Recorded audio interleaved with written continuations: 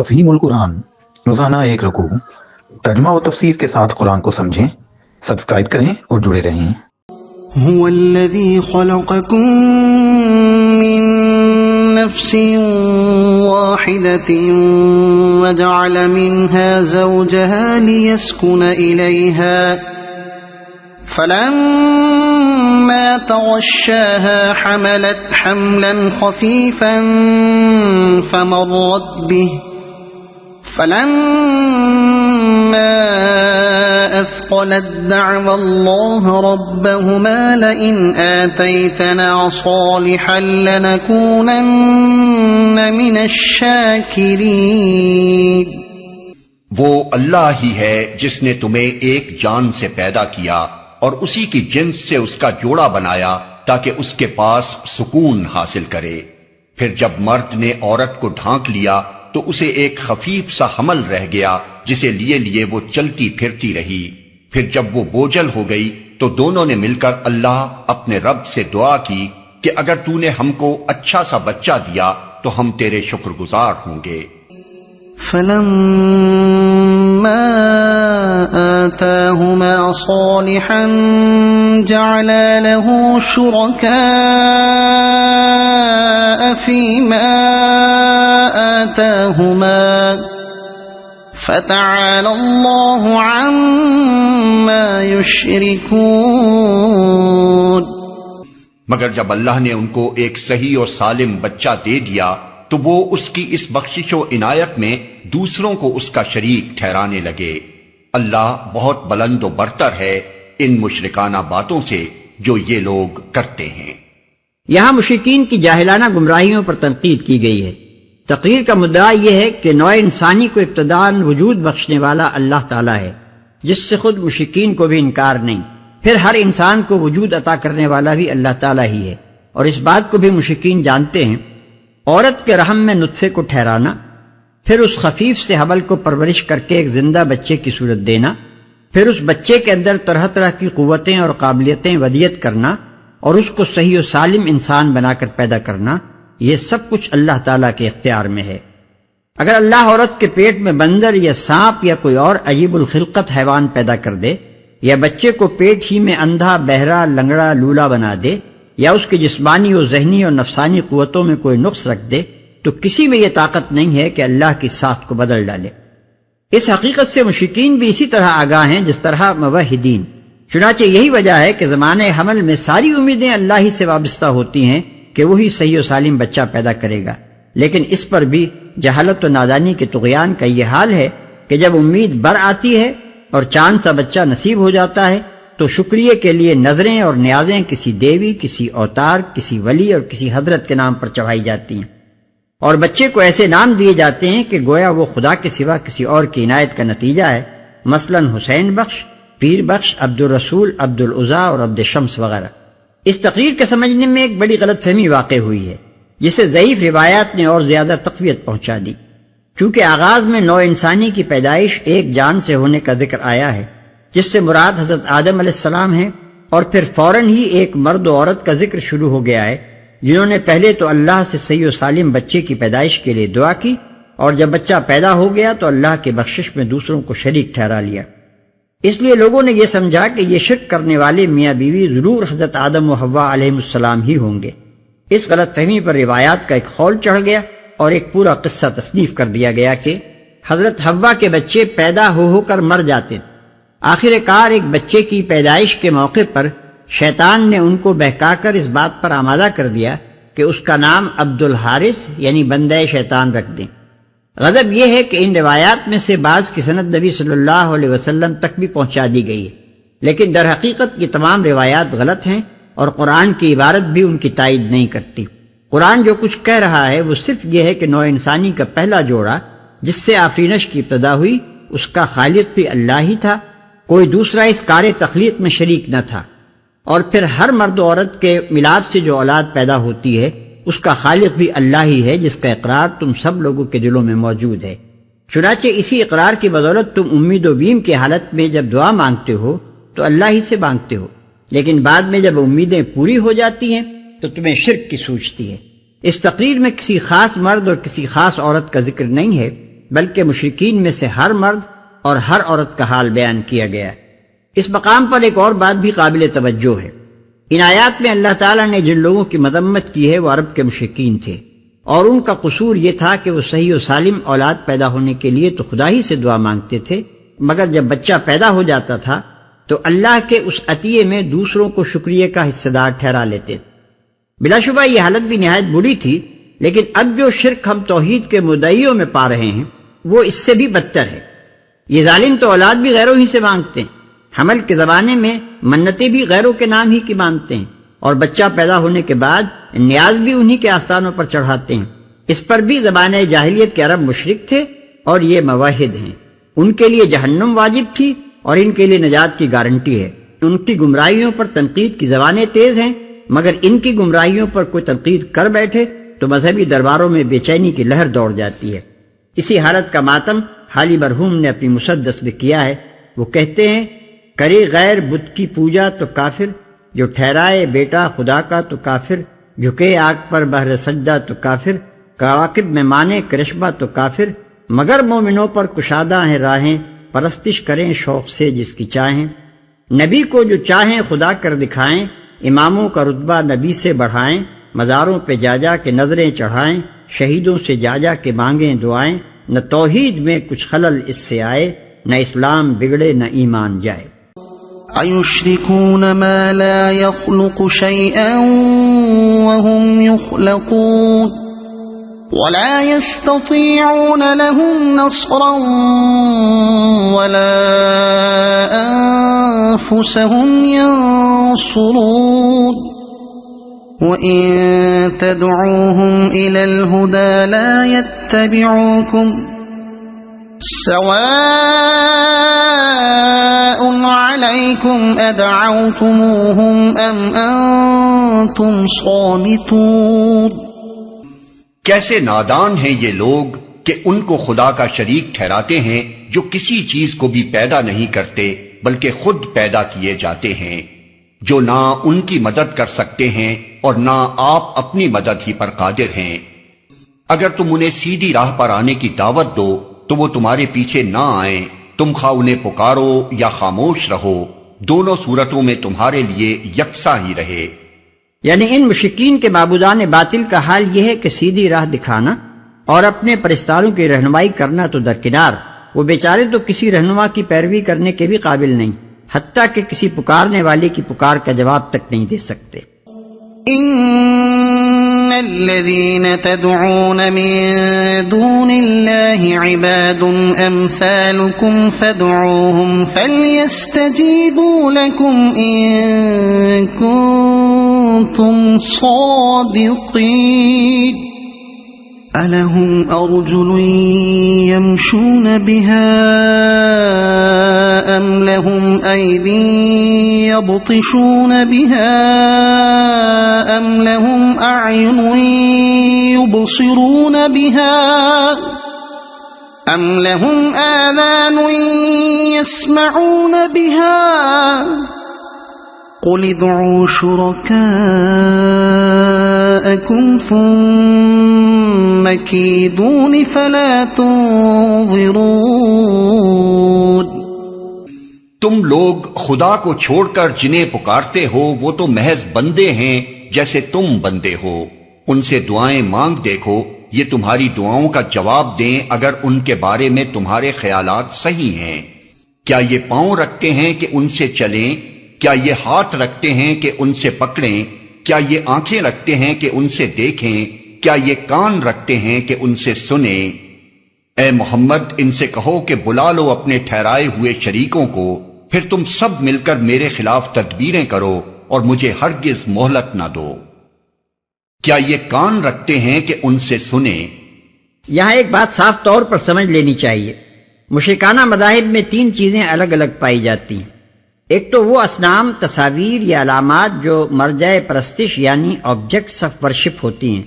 دوسرے وہ اشخاص یا ارواح یا معنی جو دراصل معبود قرار دیے جاتے ہیں اور جن کی نمائندگی اصنام اور تصاویر وغیرہ کی شکل میں کی جاتی ہے، تیسرے وہ اعتقادات جو ان مشرکانہ عبادات و اعمال کی تہ میں کار فرما ہوتے ہیں۔ قرآن مختلف طریقوں سے ان تینوں چیزوں پر ضرب لگاتا ہے۔ اس مقام پر اس کی تنقید کا رخ پہلی چیز کی طرف ہے، یعنی وہ بت محل اعتراض ہیں جن کے سامنے مشرکین اپنے مراسم عبادت ادا کرتے اور اپنی عرضیاں اور نیازیں پیش کرتے تھے۔ ان ولی اللہ الذی نزل الکتاب وهو يتولى الصالحین، میرا حامی و ناصر وہ خدا ہے جس نے یہ کتاب نازل کی ہے اور وہ نیک آدمیوں کی حمایت کرتا ہے۔ یہ جواب ہے مشرکین کی ان دھمکیوں کا جو وہ نبی صلی اللہ علیہ وسلم کو دیتے تھے۔ وہ کہتے تھے کہ اگر تم ہمارے ان معبودوں کی مخالفت کرنے سے باز نہ آئے اور ان کی طرف سے لوگوں کے عقیدے اسی طرح خراب کرتے رہے تو تم پر ان کا غضب ٹوٹ پڑے گا اور وہ تمہیں الٹ کر رکھ دیں گے۔ والذین تدعون من دونه لا يستطيعون نصركم ولا أنفسهم ينصرون وإن تدعوهم إلى الهدى لا يسمعوا وتراهم ينظرون إليك وهم لا يبصرون خذ العفو وأمر بالعرف وأعرض عن الجاهلين۔ بخلاف اس کے تم جنہیں خدا کو چھوڑ کر پکارتے ہو وہ نہ تمہاری مدد کر سکتے ہیں اور نہ خود اپنی مدد ہی کرنے کے قابل ہیں، بلکہ اگر تم انہیں سیدھی راہ پر آنے کے لیے کہو تو وہ تمہاری بات سن بھی نہیں سکتے۔ بظاہر تم کو ایسا نظر آتا ہے کہ وہ تمہاری طرف دیکھ رہے ہیں مگر فی الواقع وہ کچھ بھی نہیں دیکھتے۔ اے نبی، نرمی اور درگزر کا طریقہ اختیار کرو، معروف کی تلقین کیے جاؤ اور جاہلوں سے نہ الجھو۔ وَإِمَّا يَنزَغَنَّكَ مِنَ الشَّيْطَانِ نَزْغٌ فَاسْتَعِذْ بِاللَّهِ إِنَّهُ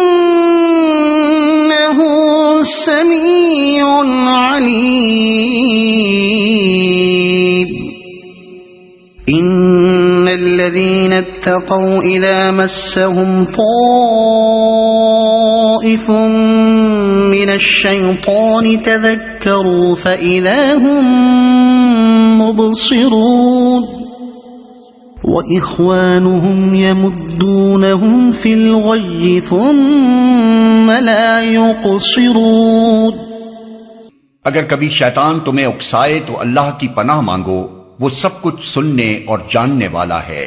حقیقت میں جو لوگ متقی ہیں ان کا حال تو یہ ہوتا ہے کہ کبھی شیطان کے اثر سے کوئی برا خیال اگر انہیں چھو بھی جاتا ہے تو وہ فوراً چوکنے ہو جاتے ہیں اور پھر انہیں صاف نظر آنے لگتا ہے کہ ان کے لیے صحیح طریقہ کار کیا ہے۔ رہے ان کے یعنی شیاطین کے بھائی بند تو وہ انہیں ان کی کجروی میں کھینچے لیے چلے جاتے ہیں اور انہیں بھٹکانے میں کوئی کسر اٹھا نہیں رکھتے۔ ان آیات میں نبی صلی اللہ علیہ وسلم کو دعوت و تبلیغ اور ہدایت و اصلاح کی حکمت کے چند اہم نکات بتائے گئے ہیں، اور مقصود صرف حضور صلی اللہ علیہ وسلم ہی کو تعلیم دینا نہیں ہے بلکہ حضور کے ذریعے سے ان سب لوگوں کو یہی حکمت سکھانا ہے جو حضور صلی اللہ علیہ وسلم کے قائم مقام بن کر دنیا کو سیدھی راہ دکھانے کے لیے اٹھیں۔ ان نکات کو سلسلہ وار دیکھنا چاہیے۔ 1، داعی حق کے لیے جو صفات سب سے زیادہ ضروری ہیں ان میں سے ایک یہ ہے کہ اسے نرم خو، متحمل اور عالی ظرف ہونا چاہیے۔ اس کو اپنے ساتھیوں کے لیے شفیق، عامت الناس کے لیے رحیم اور اپنے مخالفوں کے لیے حلیم ہونا چاہیے۔ اس کو اپنے رفقا کی کمزوریوں کو بھی برداشت کرنا چاہیے اور اپنے مخالفین کی سختیوں کو بھی۔ اسے شدید سے شدید اشتعال انگیز مواقع پر بھی اپنے مزاج کو ٹھنڈا رکھنا چاہیے۔ نہایت ناگوار باتوں کو بھی عالی ظرفی کے ساتھ ٹال دینا چاہیے۔ مخالفوں کی طرف سے کیسی ہی سخت کلامی، بہتان تراشی، ایذا رسانی اور شریرانہ مزاحمت کا اظہار ہو، اس کو درگزر ہی سے کام لینا چاہیے۔ سخت گیری، درست خوئی، تلخ گفتاری اور منتقمانہ اشتعال طبع اس کام کے لیے زہر کا حکم رکھتا ہے اور اس سے کام بگڑتا ہے، بنتا نہیں ہے۔ اسی چیز کو نبی صلی اللہ علیہ وسلم نے یوں بیان فرمایا ہے کہ میرے رب نے مجھے حکم دیا ہے کہ غضب اور رضا دونوں حالتوں میں انصاف کی بات کہوں، جو مجھ سے کٹے میں اس سے جڑوں، جو مجھے میرے حق سے محروم کرے میں اسے اس کا حق دوں، جو میرے ساتھ ظلم کرے میں اس کو معاف کر دوں۔ اور اسی چیز کی ہدایت آپ ان لوگوں کو کرتے تھے جنہیں آپ دین کے کام پر اپنی طرف سے بھیجتے تھے، کہ یعنی جہاں تم جاؤ وہاں تمہاری آمد لوگوں کے لیے مژدہ جاں فضا ہو نہ کہ باعث نفرت، اور لوگوں کے لیے تم سہولت کے موجب بنو نہ کہ تنگی و سختی کے۔ اور اسی چیز کی تعریف اللہ تعالی نے نبی صلی اللہ علیہ وسلم کے حق میں یوں بیان فرمائی ہے کہ فَبِمَا رَحْمَةٍ مِّنَ اللَّهِ لِنْتَ لَهُمْ وَلَوْ كُنْتَ فَظًّا غَلِيظَ الْقَلْبِ لَانفَضُّوا مِنْ حَوْلِكَ، یعنی یہ کہ اللہ کی رحمت ہے تم ان لوگوں کے لیے نرم ہو،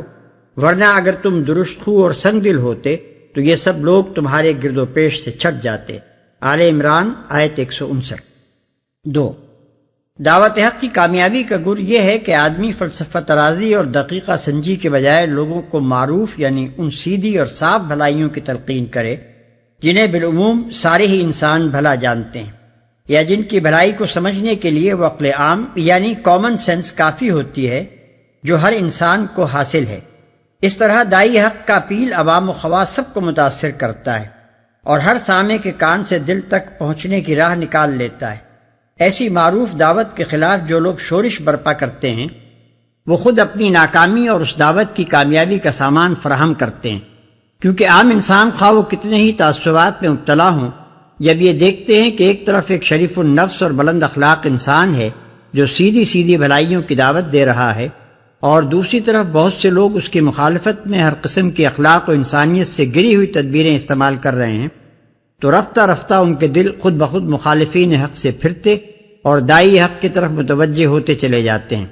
یہاں تک کہ آخر کار میدان مقابلہ میں صرف وہ لوگ رہ جاتے ہیں جن کے ذاتی مفاد نظام باطل کے قیام ہی سے وابستہ ہوں،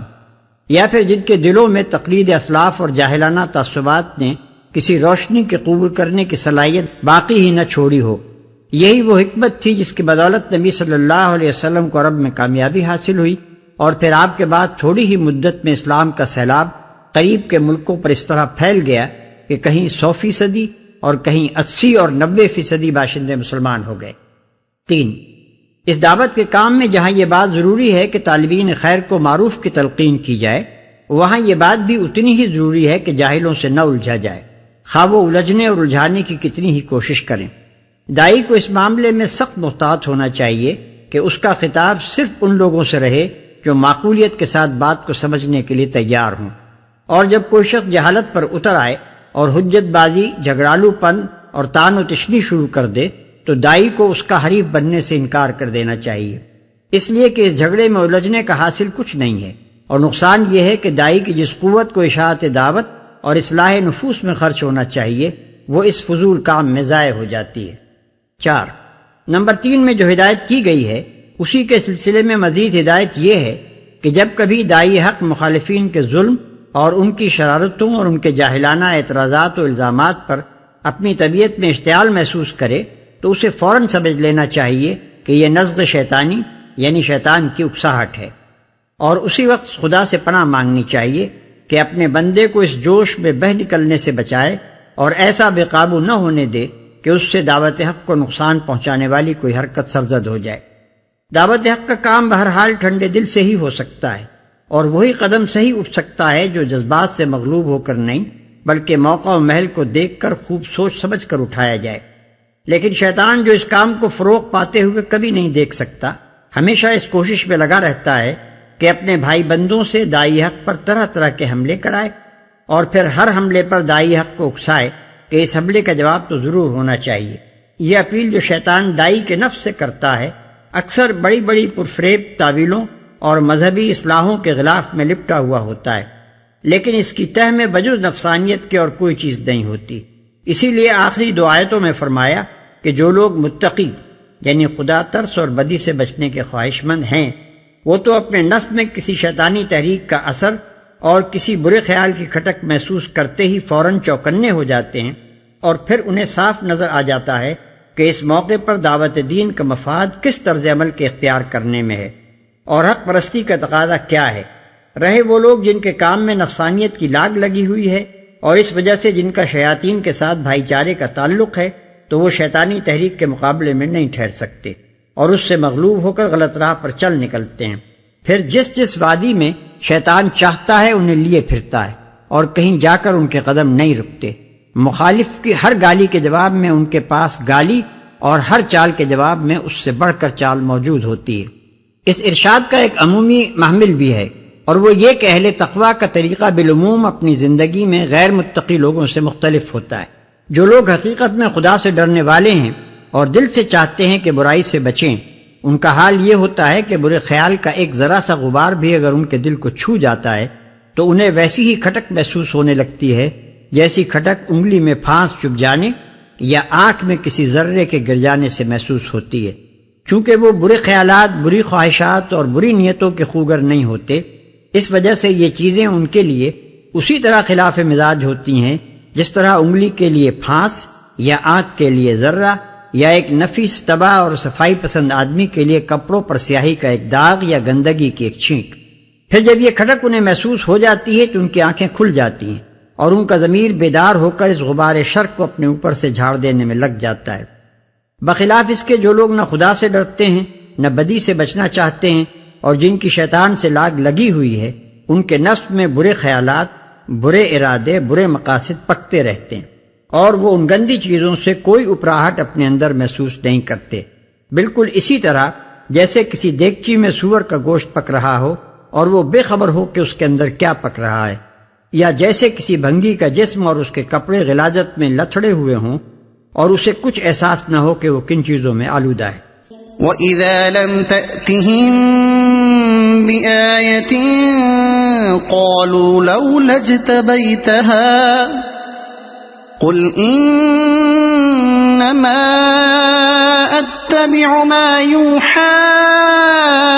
إِلَيَّ مِنْ رَبِّي هَذَا بَصَائِرُ مِنْ رَبِّكُمْ وَهُدًى وَرَحْمَةٌ هذا بصائر من ربكم وهدى ورحمة لقوم يؤمنون۔ اے نبی، جب تم ان لوگوں کے سامنے کوئی نشانی یعنی معجزہ پیش نہیں کرتے تو یہ کہتے ہیں کہ تم نے اپنے لیے کوئی نشانی کیوں نہ انتخاب کر لی۔ ان سے کہو میں تو صرف اس وحی کی پیروی کرتا ہوں جو میرے رب نے میری طرف بھیجی ہے، یہ بصیرت کی روشنیاں ہیں تمہارے رب کی طرف سے، اور ہدایت اور رحمت ہے ان لوگوں کے لیے جو اسے قبول کریں۔ تم نے اپنے لیے کوئی نشانی کیوں نہ انتخاب کر لی؟ کفار کے سوال میں ایک سری تان کا انداز پایا جاتا تھا، یعنی ان کے کہنے کا مطلب یہ تھا کہ میاں جس طرح تم نبی بن بیٹھے ہو اسی طرح کوئی معجزہ بھی چھانٹ کر اپنے لیے بنا لائے ہوتے، لیکن آگے ملاحظہ ہو کہ اس تان کا جواب کس شان سے دیا جاتا ہے۔ یہ بصیرت کی روشنیاں ہیں تمہارے رب کی طرف سے، اور ہدایت اور رحمت ہے ان لوگوں کے لیے جو اسے قبول کریں۔ یعنی میرا منصب یہ نہیں ہے کہ جس چیز کی مانگ ہو یا جس کی میں خود ضرورت محسوس کروں اسے خود ایجاد یا تصنیف کر کے پیش کر دوں۔ میں تو ایک رسول ہوں اور میرا منصب صرف یہ ہے کہ جس نے مجھے بھیجا ہے اسی کی ہدایت پر عمل کروں۔ معجزے کے بجائے میرے بھیجنے والے نے جو چیز میرے پاس بھیجی ہے وہ یہ قرآن ہے، اس کے اندر بصیرت افروز روشنیاں موجود ہیں، اور اس کی نمایاں ترین خوبی یہ ہے کہ جو لوگ اس کو مان لیتے ہیں ان کو زندگی کا سیدھا راستہ مل جاتا ہے اور ان کے اخلاق حسنہ میں رحمت الہی کے آثار صاف حویدہ ہونے لگتے ہیں۔ وَإِذَا قُرِئَ الْقُرْآنُ فَاسْتَمِعُوا لَهُ وَأَنصِتُوا لَعَلَّكُمْ تُرْحَمُونَ۔ جب قرآن تمہارے سامنے پڑھا جائے تو اسے توجہ سے سنو اور خاموش رہو، شاید کہ تم پر بھی رحمت ہو جائے۔ یعنی یہ جو تعصب اور ہٹ درمی کی وجہ سے تم لوگ قرآن کی آواز سنتے ہی کانوں میں انگلیاں ٹھوس لیتے ہو اور شور و غل برپا کرتے ہو تاکہ نہ خود سنو اور نہ کوئی دوسرا سن سکے، اس روش کو چھوڑ دو اور غور سے سنو تو صحیح کہ اس میں تعلیم کیا دی گئی ہے۔ کیا جب کہ اس کی تعلیم سے واقف ہو جانے کے بعد تم خود بھی اسی رحمت کے حصے دار بن جاؤ جو ایمان لانے والوں کو نصیب ہو چکی ہے۔ مخالفین کی طعن آمیز بات کے جواب میں یہ ایسا لطیف و شیریں اور ایسا دلوں کو مسخر کرنے والا انداز تبلیغ ہے کہ اس کی خوبی کسی طرح بیان کی متحمل نہیں ہو سکتی۔ جو شخص حکمت تبلیغ سیکھنا چاہتا ہو وہ اگر غور کرے تو اس جواب میں بڑے سبق پا سکتا ہے۔ اس آیت کا اصل مقصود تو وہی ہے جو ہم نے اوپر بیان کیا ہے، لیکن ضمناً اس سے یہ حکم بھی نکلتا ہے کہ جب خدا کا کلام پڑھا جا رہا ہو تو لوگوں کو ادب سے خاموش ہو جانا چاہیے اور توجہ کے ساتھ اسے سننا چاہیے۔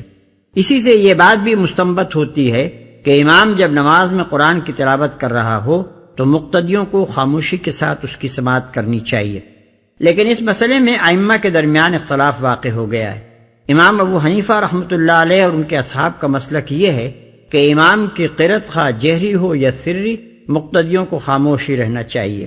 امام مالک رحمۃ اللہ علیہ اور امام احمد رحمۃ اللہ علیہ کی رائے یہ ہے کہ صرف جہری قرأت کی صورت میں مقتدیوں کو خاموش رہنا چاہیے، لیکن امام شافعی اس طرف گئے ہیں کہ جہری اور سری دونوں صورتوں میں مقتدی کو قرأت کرنی چاہیے، کیونکہ بعض احادیث کی بنا پر وہ سمجھتے ہیں کہ جو شخص نماز میں سورہ فاتحہ نہ پڑھے اس کی نماز نہیں ہوتی۔ واذكر ربك في نفسك تضرعا وخيفة ودون الجهر من القول بالغدو والآصال ولا تكن من الغافلين۔ اے نبی، اپنے رب کو صبح و شام یاد کیا کرو، دل ہی دل میں زاری اور خوف کے ساتھ، اور زبان سے بھی ہلکی آواز کے ساتھ۔ تم ان لوگوں میں سے نہ ہو جاؤ جو غفلت میں پڑے ہوئے ہیں۔ یاد کرنے سے مراد نماز بھی ہے اور دوسری قسم کی یاد بھی، خواہ وہ زبان سے ہو یا خیال سے۔ صبح و شام سے مراد یہی دونوں وقت بھی ہیں، اور ان اوقات میں اللہ کی یاد سے مقصود نماز ہے۔ اور صبح و شام کا لفظ دائماً کے معنی میں بھی استعمال ہوتا ہے، اور اس سے مقصود ہمیشہ خدا کی یاد میں مشغول رہنا ہے۔ یہ آخری نصیحت ہے جو خطبے کو ختم کرتے ہوئے ارشاد فرمائی گئی ہے، اور اس کی غرض یہ بیان کی گئی ہے کہ تمہارا حال کہیں غافلوں کا سا نہ ہو جائے۔ دنیا میں جو کچھ گمراہی پھیلی ہے اور انسان کے اخلاق و اعمال میں جو فساد بھی رونما ہوا ہے، اس کا سبب صرف یہ ہے کہ انسان اس بات کو بھول جاتا ہے کہ خدا اس کا رب ہے اور وہ خدا کا بندہ ہے، اور دنیا میں اس کو آزمائش کے لیے بھیجا گیا ہے، اور دنیا کی زندگی ختم ہونے کے بعد اسے اپنے رب کو حساب دینا ہوگا۔ پس جو شخص راہ راست پر چلنا اور دنیا کو اس پر چلانا چاہتا ہو، اس کو سخت اہتمام کرنا چاہیے کہ یہ بھول کہیں خود اس کو لاحق نہ ہو جائے۔ اسی لیے نماز اور ذکر الہی اور دائمی توجہ اللہ کی بار بار تاکید کی گئی ہے۔ آیت سجدہ۔ ان الذين عند ربك لا يستكبرون عن عبادته ويسبحونه وله يسجدون۔ جو فرشتے تمہارے رب کے حضور تقرب کا مقام رکھتے ہیں، وہ کبھی اپنی بڑائی کے گھمنڈ میں آ کر اس کی عبادت سے منہ نہیں موڑتے، اور اس کی تسبیح کرتے ہیں اور اس کے آگے جھکے رہتے ہیں۔ اس کی عبادت سے منہ نہیں موڑتے۔ مطلب یہ ہے کہ بڑائی کا گھمنڈ اور بندگی سے منہ موڑنا شیاطین کا کام، اور اس کا نتیجہ پستی و تنزل، بخلاف اس کے خدا کے آگے جھکنا اور بندگی میں ثابت قدم رہنا ملکوتی فعل ہے، اور اس کا نتیجہ ترقی و بلندی اور خدا سے تقرب ہے۔ اگر تم اس ترقی کے خواہش مند ہو تو اپنے طرز عمل کو شیاطین کے بجائے ملائکہ کے طرز عمل کے مطابق بناؤ۔ اور اس کی تسبیح کرتے ہیں۔ تسبیح کرتے ہیں یعنی وہ اللہ تعالیٰ کا بے عیب اور بے نقص اور بے خطا ہونا، ہر قسم کی کمزوریوں سے اس کا منزہ ہونا، اور اس کا لا شریک اور بے مثل اور بے ہمتا ہونا دل سے مانتے ہیں، اس کا اقرار و اعتراف کرتے ہیں، اور دائماً اس کے اظہار و اعلان میں مشغول رہتے ہیں، اور اس کے آگے جھکے رہتے ہیں۔ اس مقام پر حکم ہے کہ جو شخص اس آیت کو پڑھے یا سنے وہ سجدہ کرے، تاکہ اس کا حال ملائکہ مقربین کے حال سے مطابق ہو جائے، اور ساری کائنات کا انتظام چلانے والے کارکن جس خدا کے آگے جھکے ہوئے ہیں، اسی کے آگے وہ بھی ان سب کے ساتھ جھک جائے، اور اپنے عمل سے فوراً یہ ثابت کر دے کہ وہ نہ تو کسی گھمنڈ میں مبتلا ہے اور نہ خدا کی بندگی سے منہ موڑنے والا ہے۔ قرآن مجید میں ایسے 14 مقامات ہیں جہاں آیات سجدہ آئی ہیں۔ ان آیات پر سجدے کا مشروع ہونا تو متفق علیہ ہے، مگر اس کے وجوب میں اختلاف ہے۔ امام ابو حنیفہ رحمۃ اللہ علیہ سجدہ تلاوت کو واجب کہتے ہیں، اور دوسرے علماء نے اس کو سنت قرار دیا ہے۔ نبی صلی اللہ علیہ وسلم بسا اوقات ایک بڑے مجمع میں قرآن پڑھتے، اور اس میں جب آیت سجدہ آتی تو آپ خود بھی سجدے میں گر جاتے تھے، اور جو شخص جہاں ہوتا وہی سجدہ ریز ہو جاتا تھا، حتیٰ کہ کسی کو سجدہ کرنے کے لیے جگہ نہ ملتی تو وہ اپنے آگے والے شخص کی پیٹھ پر سر رکھ دیتا۔ یہ بھی روایات میں آیا ہے کہ آپ نے فتح مکہ کے موقع پر قرآن پڑھا اور اس میں جب آیت سجدہ آئی تو جو لوگ زمین پر کھڑے تھے انہوں نے زمین پر سجدہ کیا، اور جو گھوڑوں اور اونٹوں پر سوار تھے وہ اپنی سواریوں پر ہی جھک گئے۔ کبھی آپ نے دوران خطبہ میں آیت سجدہ پڑھی ہے تو منبر سے اتر کر سجدہ کیا ہے اور پھر اوپر جا کر خطبہ شروع کر دیا ہے۔ اس سجدے کے لیے جمہور انہی شرائط کے قائل ہیں جو نماز کی شرطیں ہیں، یعنی باوضو ہونا، قبلہ رخ ہونا اور نماز کی طرح سجدے میں زمین پر سر رکھنا۔ لیکن جتنی احادیث سجود تلاوہ کے باب میں ہم کو ملی ہیں ان میں کہیں ان شرطوں کے لیے کوئی دلیل موجود نہیں ہے۔ ان سے تو یہی معلوم ہوتا ہے کہ آیت سجدہ سن کر جو شخص جہاں جس حال میں ہو جھک جائے، خواہ باوضو ہو یا نہ ہو، خواہ استقبال قبلہ ممکن ہو یا نہ ہو، خواہ زمین پر سر رکھنے کا موقع ہو یا نہ ہو۔ سلف میں بھی ہم کو ایسی شخصیتیں ملتی ہیں جن کا عمل اس طریقے پر تھا۔ چنانچہ امام بخاری رحمۃ اللہ علیہ نے حضرت عبداللہ ابن عمر رضی اللہ عنہ کے متعلق لکھا ہے کہ وہ وضو کے بغیر سجدہ تلاوت کرتے تھے، اور ابو عبد الرحمن سلمی کے متعلق فتح الباری میں لکھا ہے کہ وہ راستہ چلتے ہوئے قرآن مجید پڑھتے جاتے تھے، اور اگر کہیں آیت سجدہ آ جاتی تو بس سر جھکا لیتے تھے، خواہ باوضو ہوں یا نہ ہوں، اور خواہ قبلہ رخ بھی ہوں یا نہ ہوں۔ ان وجوہ سے ہم سمجھتے ہیں کہ اگرچہ زیادہ مبنی بر احتیاط مسلک جمہور ہی کا ہے، لیکن اگر کوئی شخص جمہور کے مسلک کے خلاف عمل کرے تو اسے ملامت بھی نہیں کی جا سکتی، کیونکہ جمہور کی تائید میں کوئی سنت ثابتہ موجود نہیں ہے، اور سلف میں ایسے لوگ پائے گئے ہیں جن کا عمل جمہور۔ اگر آپ کو یہ ویڈیو پسند آئی ہو تو اسے لائک کریں، دوسروں تک پہنچانے کے لیے شیئر کریں، اور مزید ایسی ہی معلوماتی ویڈیوز کے لیے ہمارے چینل عبد المالک ہاشمی کو سبسکرائب ضرور کریں۔ نئی اپڈیٹس کے لیے بیل آئیکن دبائیں تاکہ آپ کو ہماری ہر نئی ویڈیو بر وقت مل سکے۔ آپ کی حوصلہ افزائی ہمیں مزید بہترین مواد بنانے میں مدد دے گی۔ شکریہ۔